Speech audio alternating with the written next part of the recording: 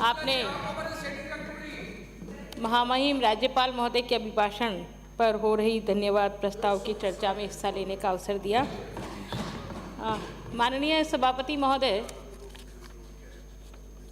सत्ता पक्ष के जितने लोगों ने इस अभिभाषण पर बोला है, किसी ने ये जानने की कोशिश नहीं की कि जो कुछ अभिभाषण में लिखा है क्या धरातल पर वह हूबहू परिणीत हुआ है कि नहीं हुआ। हर वर्ष बजट सत्र से पहले माननीय महामहिम का अभिभाषण होता है। माननीय सभापति महोदय, जब मैं वर्ष 2019 का अभिभाषण पढ़ रही थी, 2020 का अभिभाषण पढ़ा, 21 का पढ़ा, 22 का पढ़ा और ये 23 का। आप देखिए माननीय सभापति महोदय, हर अभिभाषण में महामहिम के द्वारा यह बात कहलवाई गई कि हम विद्युत के क्षेत्र में सरप्लस हो गए हैं और आत्मनिर्भर हो गए हैं। अब बिजली उत्पादन हमारा इतना अधिक हो गया है कि हमें अब किसी और से बिजली खरीद की ज़रूरत नहीं पड़ेगी। लेकिन जैसे उपनेता महोदय ने कहा कि बिजली के लिए किस तरह से कृत्रिम कोयले का संकट उत्पन्न करके हम कैसे प्राइवेट कंपनियों से अधिक मूल्य पर बिजली खरीदें ताकि कमीशन के रूप में जो राशि आए वो आधी मेरी जेब में भी आ जाए। और उस वजह से इस भ्रष्टाचार के कारण से राजस्थान प्रदेश की 7 करोड़ जनता, जिसमें प्रत्येक उपभोक्ता के ऊपर वो मार पड़ रही है, लगभग 7 रुपये तक का बिजली का सरचार्ज पर यूनिट इस जनता ने चुकाया है।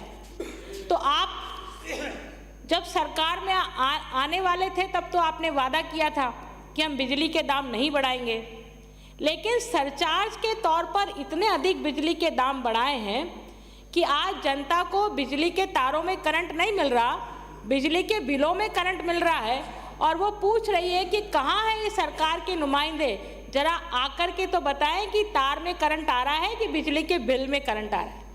माननीय सभापति महोदय, अभी सिरोही से आने वाले माननीय सदस्य राज्यपाल महोदय के अभिभाषण पर कम केंद्र सरकार पर ज़्यादा चर्चा कर रहे थे। तो माननीय सभापति महोदय, मैं आपको बताना चाहती हूँ, जिस परंपरा से वो आते हैं, कांग्रेस परंपरा से वो आते हैं, जिनके नेता नेशनल हेराल्ड केस में जमानत पर छूटे हैं, वो ईमानदारी की बातें कर रहे हैं। जिन्होंने अपनी संस्था को चूना लगा दिया, अपनी संस्था में करोड़ों का भ्रष्टाचार किया, उनकी जनता, उनके फॉलोवर उनसे क्या सीखेंगे यह तो वो जाने। लेकिन हम जिस परंपरा से आते हैं वो दीनदयाल उपाध्याय जी की परंपरा, श्यामा प्रसाद मुखर्जी जी की परंपरा, और जहां नरेंद्र मोदी जी आते हैं उन्होंने सीखा है उस परंपरा से कि कैसे जनता को जवाब देना है, कैसे सेवक बन करके काम करना है। और यही कारण है कि 70 साल 75 साल आज़ादी के बाद पहली बार ऐसा हुआ कि जिस देश ने इस भारत पर शासन किया वो देश की अर्थव्यवस्था को पछाड़कर हम विश्व की 5वीं अर्थव्यवस्था बनने जा रहे हैं। $5 ट्रिलियन की अर्थव्यवस्था हम बनने जा रहे हैं। यही नरेंद्र मोदी जी थे, उनकी वजह से 200 करोड़ लोगों को कोविड का टीका लग पाया। यदि ये मोदी जी नहीं होते ना तो कल्पना कर सकते हैं आज तक भी मुंह पर पट्टी लगा करके घर से बाहर निकलना पड़ता। जैसे चाइना, जो इतना बड़ा इकोनॉमी का देश है, आज भी वहाँ कोविड के कारण से परेशानी है, उनकी पूरी अर्थव्यवस्था को तहस नहस कर दिया। और यही कारण है कि कोविड पर हमने विजय प्राप्त करी और इस वजह से हमारी अर्थव्यवस्था दुगनी तिगनी चौगनी होकर के आज बहुत गति से दौड़ रही है।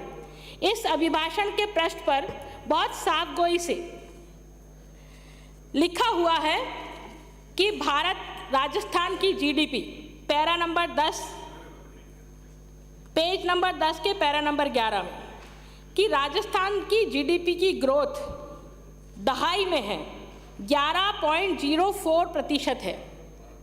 तो माननीय सभापति महोदय, ये राजस्थान की जो जीडीपी की ग्रोथ जो आई है ना, वो इसलिए आई है क्योंकि प्रधानमंत्री नरेंद्र मोदी जी की नीतियों के कारण से ये राजस्थान की जीडीपी ग्रोथ इतनी अधिक है, और इस कारण से है क्योंकि उन्होंने आधारभूत इंफ्रास्ट्रक्चर के लिए जितना पैसा दिया है।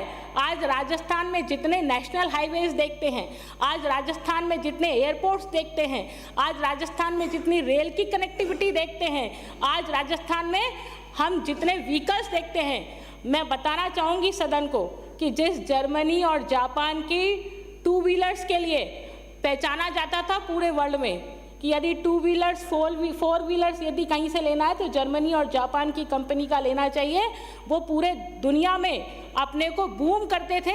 लेकिन आपको जान करके प्रसन्नता होगी कि यही नरेंद्र मोदी जी का शासन है, और इसी नरेंद्र मोदी जी के कारण से आज ऑटोमोबाइल हब में हम जापान को पछाड़ करके आगे निकल गए हैं।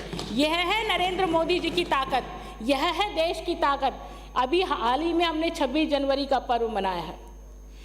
नरेंद्र मोदी जी की आत्मनिर्भर योजना के कारण से, आत्मनिर्भर भारत के कारण से आज हम इस देश के निर्यात को बढ़ा पाए हैं और आयात को हमने कम किया है, और यही वजह है कि हम आगे बढ़ते जा रहे हैं, आगे बढ़ते जा रहे हैं। नरेंद्र मोदी जी ही कारण है कि आज देश की दुनिया में जो साख बनी है, जिसकी बात को अंतर्राष्ट्रीय स्तर पर बहुत गौर से सुना जाता है, ना केवल गौर से सुना जाता है बल्कि G20 जैसे महत्वपूर्ण देशों की अध्यक्षता यदि किसी को मिली है तो वो भारत को मिली है, और यही कारण है कि नरेंद्र मोदी जी इसके कारण हैं। इसलिए नरेंद्र मोदी जी हमारे साथ साथ एक देश और आज़ाद हुआ था।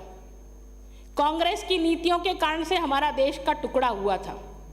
कांग्रेस की भारत जोड़ो यात्रा निकाल रहे हैं राहुल गांधी जी, और कश्मीर में जाकर के क्या स्टेटमेंट उन्होंने दिया है, हम यदि सत्ता में आएंगे तो धारा 370 वापस हूबहू लागू करेंगे। कौन से सपने देख रहे हो आप? धारा 370 लगाना अब आपके हाथ की बात नहीं है। 2/3 राज्यसभा और लोकसभा में जब तक बहुमत नहीं मिल सकता, अब आप अपनी मनमर्जी नहीं कर सकते। जैसे नेहरू जी ने मनमर्जी कर करके थूपा करा था, भारत के टुकड़े करने की कोशिश की थी, कश्मीर में अलगाववाद पैदा करने की कोशिश की थी, और अब भारत जोड़ो की यात्रा पर निकले हैं। ये लाल चौक पर जो तिरंगा फहराया है ना इतनी आसानी से, ये नरेंद्र मोदी जी के कारण से संभव हो पाया है, नहीं तो नहीं होता संभव। वहाँ जाते हुए लोग डरते थे लाल चौक पर। लाल चौक पर कैसी वातावरण हुआ करता था आतंकवादियों के कारण से, लेकिन अब आप लाल चौक पर तिरंगा फहरा रहे हो तो ये नरेंद्र मोदी जी की वजह से फहरा रहे हो। इसलिए भूलो मत इस बात को। पर मैं ज़्यादा कुछ इस विषय में नहीं कहना चाहती, पर मैं इतना कहना चाहती हूँ कि मोदी जी की वजह से आप ये सोचो कि हमारे देश को कितना बड़ा मान सम्मान मिला है देश दुनिया में। इसलिए मोदी जी के कारण से ही हमने अपने देश की पहचान बहुत अच्छे से बनाई है और हमारे देश को आगे ले जाने का काम उन्होंने किया है।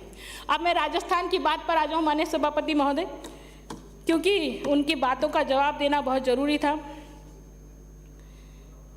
हमारे प्रदेश की क्या स्थिति है?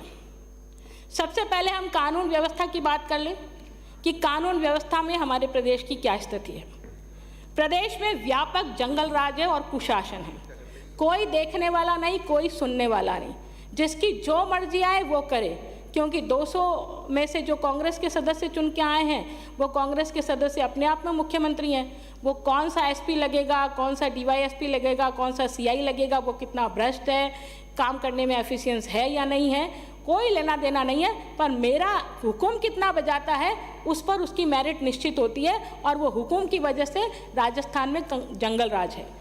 अभी माननीय उपनेता चर्चा कर रहे थे, ट्रांसपेरेंसी इंटरनेशनल रिपोर्ट के अनुसार लगातार 3 सालों में भ्रष्टाचार में राजस्थान देश में नंबर एक भ्रष्टाचार में। आपने जितनी योजनाएं लाए हैं ना, मुख्यमंत्री जी ने कहा कि हम 10 लाख पट्टा देंगे। माननीय सभापति महोदय, वहाँ फील्ड में जाकर के देखिए, बिना सेवा के फाइल कसकती नहीं है।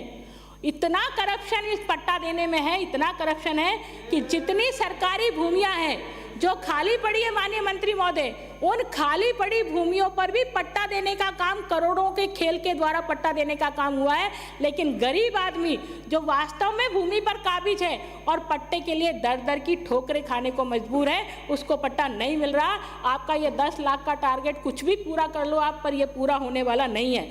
और इसी प्रकार से फर्टिलाइजर स्कीम में आप देखिए माननीय सभापति महोदय, किस तरह से करप्शन करने के रास्ते कहां से निकाले जाए। इसलिए कैसे हमने इसको फर्टिलाइजर की कमी जानबूझ करके हमने ऑर्डर नहीं दिया केंद्र सरकार को कि कितना फर्टिलाइजर हमें चाहिए। समय पर आपने वो आपका जो पेपर था वो नहीं भेजा, और पेपर नहीं भेजने की वजह से ही आपको समय पर फर्टिलाइजर जितना आपको चाहिए था उतना आपको मिला, और आपने किसानों को फर्टिलाइजर नहीं दिया। ब्लैक में बेचारे किसान दुगनी रेट में वो फर्टिलाइजर लेने को मजबूर हुए।